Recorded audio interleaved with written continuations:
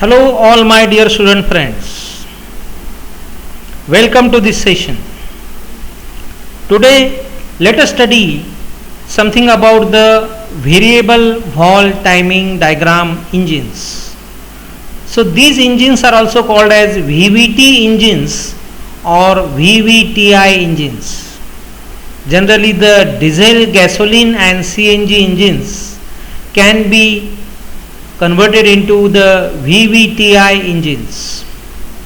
So what are these VVTI engines that we are going to see? In VVTI engines, the timing of the intake and exhaust valve is controlled. This timing of the opening and the closing of the intake valve and the exhaust valves is altered, it is varied, and it is controlled according to the speed and the load of the engine.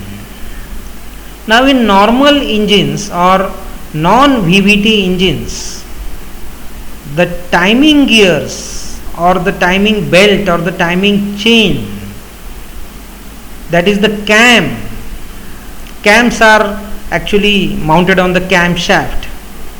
So this mechanism will open and close the valves, both the inlet valve and the exhaust valve, at a particular crank angle for all speeds and loads of the engine. Even if the speed of the engine is changed, even if the load on the engine is changed, but this valve timing in terms of the crank angle will not change.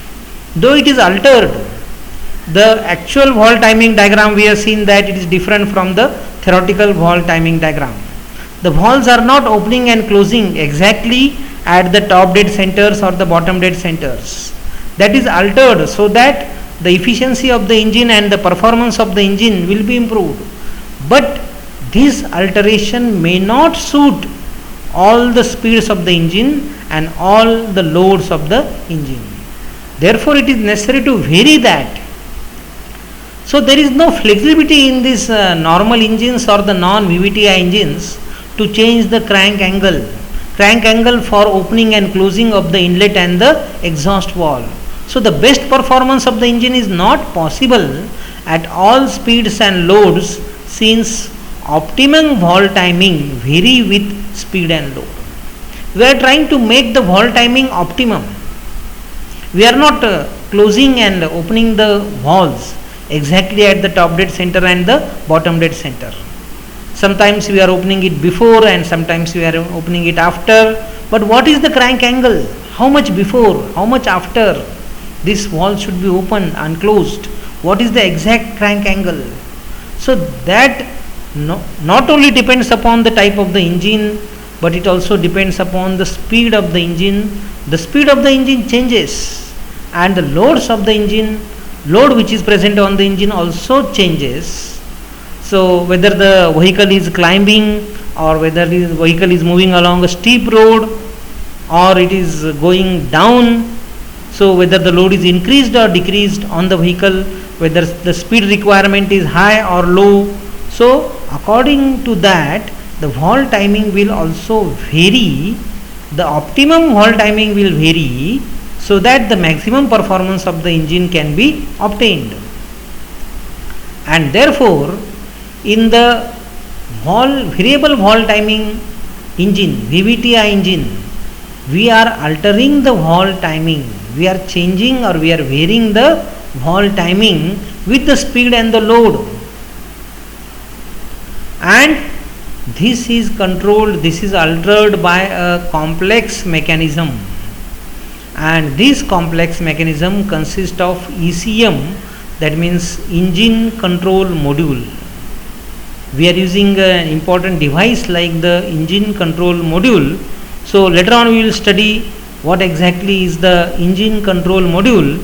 But remember that engine control module is used for alteration of the valve timings with the speed and the load of the engine.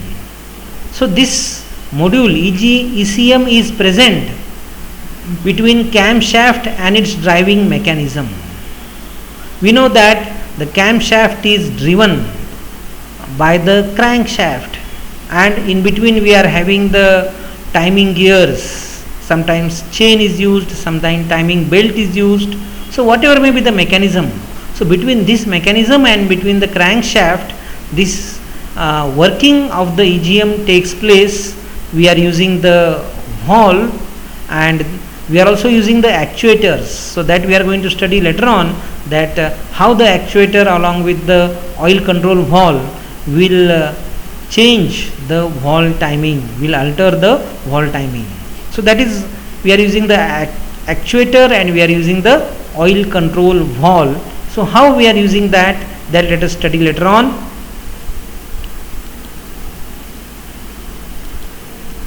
Again, this will ensure that the valves open and close as per the need based on the speed and the load.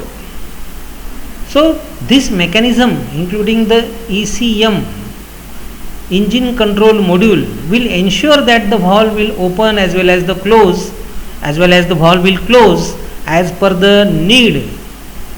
So this need is based on the speed and the load of the engine. This time of overlap between the inlet valves, opening of the inlet valve and closing of the exhaust valve, affects the engine efficiency a lot. So sometimes it happens that the inlet valve is also open, exhaust valve is also open. So this is the overlap. Okay, the inlet valve is open but the exhaust valve is not closed. So both the valves are open simultaneously. So this is nothing but the overlap.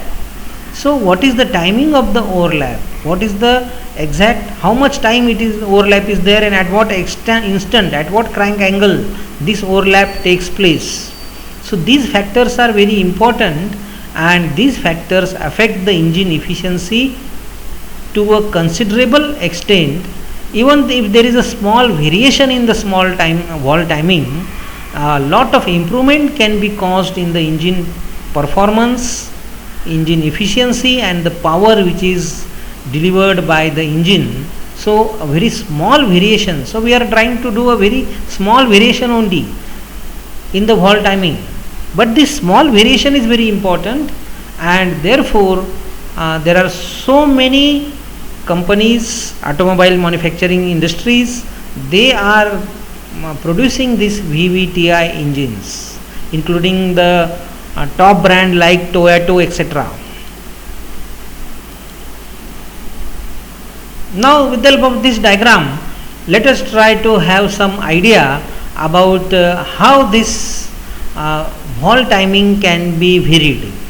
So the complete mechanism we are not going to study, but we will just try to have an idea that how this valve timing can be varied.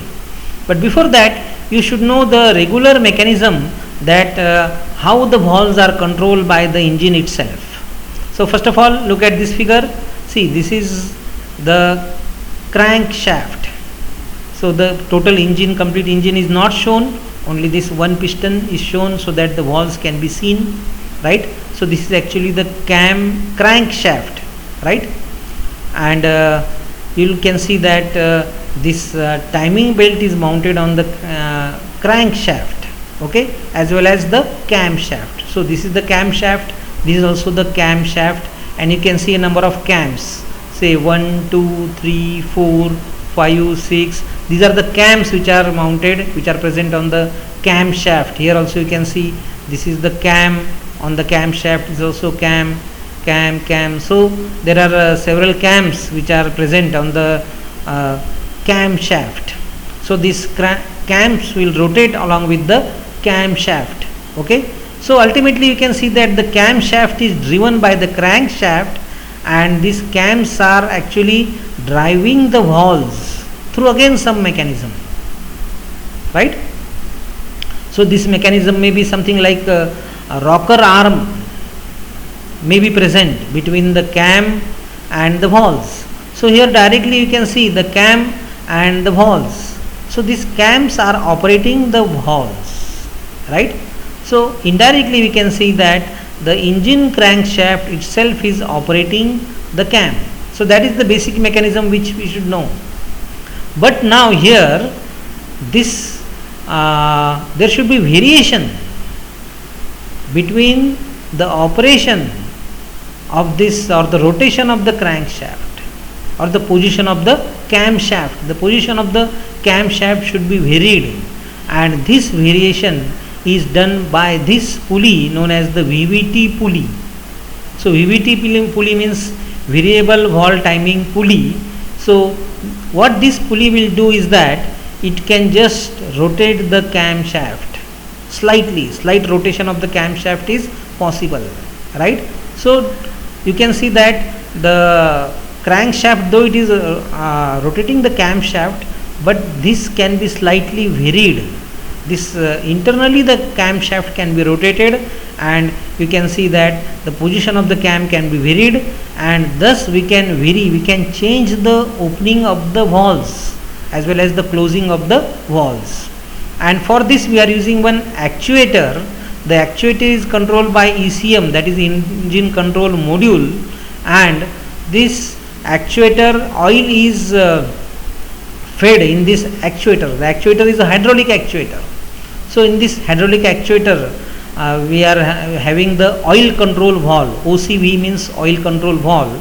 So the oil which is entering inside this actuator is controlled, and accordingly the actuator can operate this VVT pulley. Some mechanism in the VVT pulley can be operated, that is the vane mechanism that we are going to study in the next figure.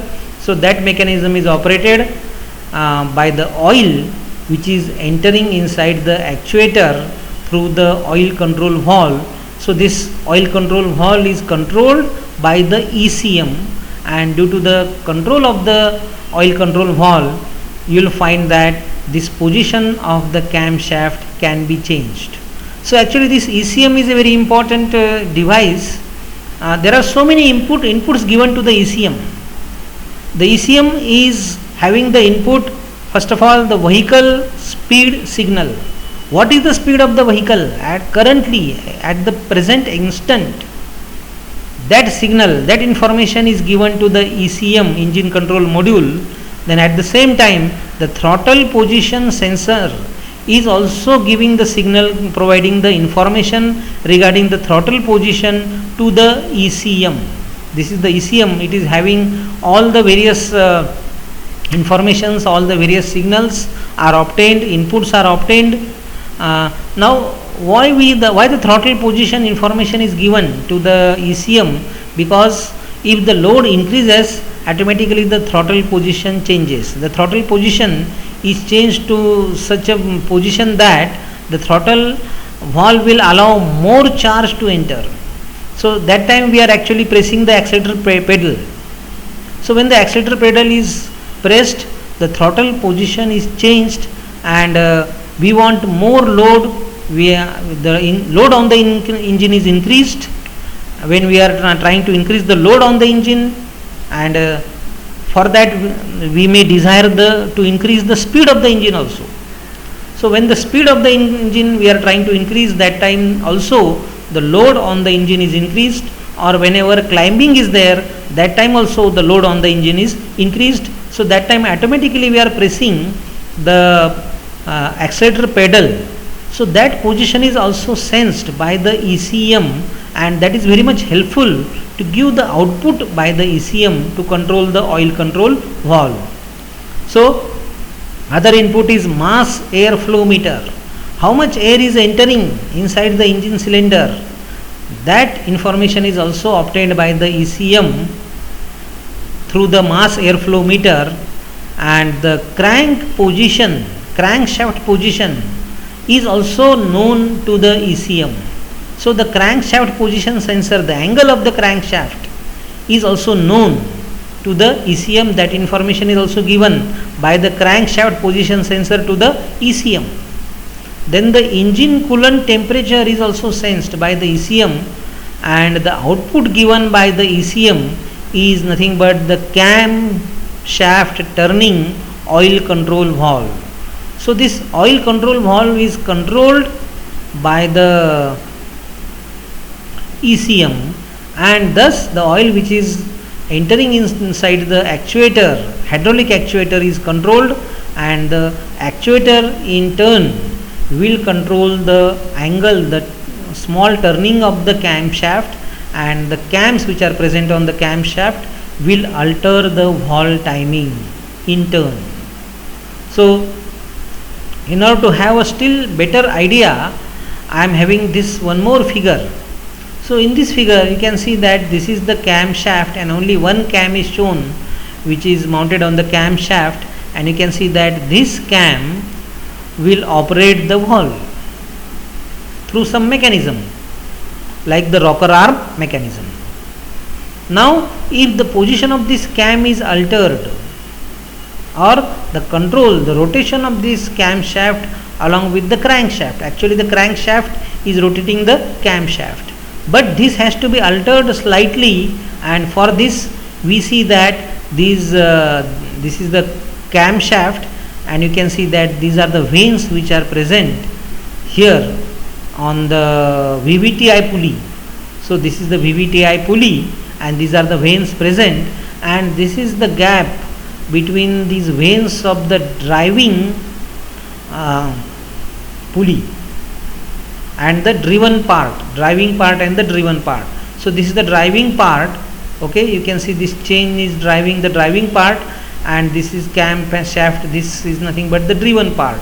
So the driven vanes, between these two vanes the oil is entering. So if the oil is more, then the angle will be more, if the oil is less, angle will be less. So this angle can be varied. So there is slight variation in the angle is possible, and only slight variation is required. So therefore the cam angle will also vary. So if the cam rotates say in this direction, you will find you will get shorter open and close interval. That means the interval between the opening and the closing of the valve will be reduced if this cam rotates in this direction, say in the clockwise direction, and if the camshaft rotates in the anti-clockwise direction slightly, then the interval will become longer. Interval between the opening and the closing of the valves will be longer. So in this way we can control the timing of the valves. The valve timing can be controlled, exactly at what time the valves will be opened, exactly at what time the valves will be closed. That can be controlled at that particular instant, especially depending upon the speed and the load of the engine. So this will further improve the performance of the engine, and this is nothing but VVTI engine, or variable valve timing diagram engine. Thank you, my dear friends.